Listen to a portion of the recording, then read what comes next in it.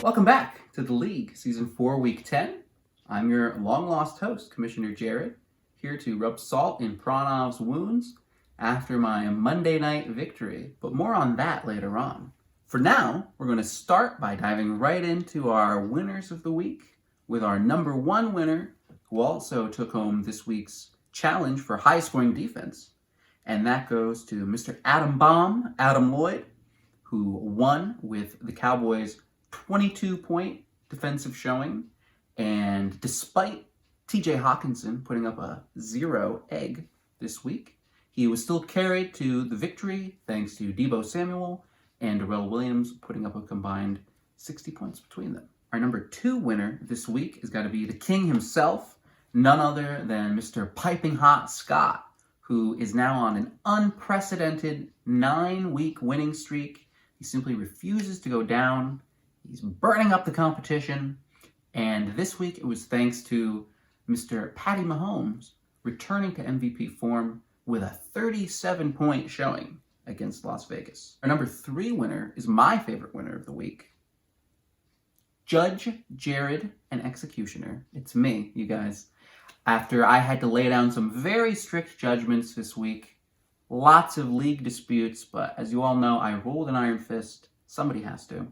And I took home the win thanks to a big 30-point showing by Stefan Diggs and 22 points Dearness Johnson put up while Nick Chubb had himself some COVID. Coming in at number 4 in the winner's circle this week is none other than Weird Al Fredo, who pulled off the unusual feat of winning despite only netting himself 105 points.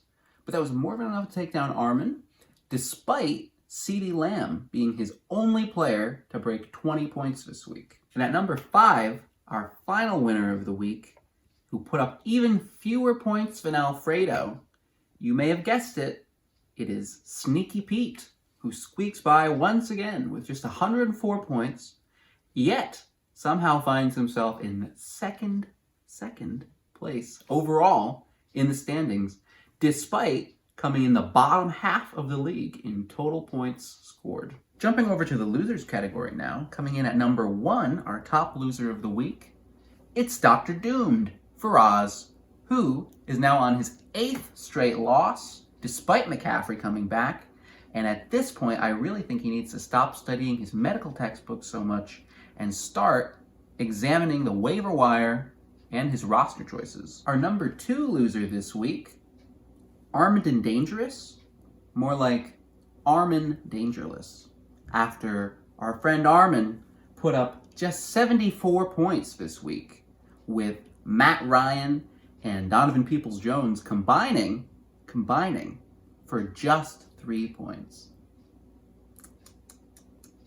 Coming in at number 3 of our losers this week, it's going to be Adon Kitchenfire Nassim, who looked to be serving up a nice plate of Tyler Bass with 8 points to start off his week, but may need to find a new top chef to run this kitchen, because despite the cook Russell Wilson coming back from injury, he failed to secure that victory, and the final dish, much like his team, came out pretty badly burned. Our number 4 loser this week is going to be Provocative Pranov, whose controversial no running back strategy has come back to bite him this week, with Darrell Henderson putting up only 8 points on Monday Night Football, despite a rather respectable showing from the rest of his team. And at number 5, our final loser this week, we have to turn to the Gospel according to Matthew. Chapter 5, verse 4. Blessed are those who mourn, for they shall be comforted. At this point, Matthew must be mourning his season, but take heart. Be comforted by the fact that there's always next year. So that's it. Your winners, your losers. This week's challenge is going to be which wide receiver can put up the most receiving yards. So set your lineups, scour free agency, and as always, I will see you all this weekend.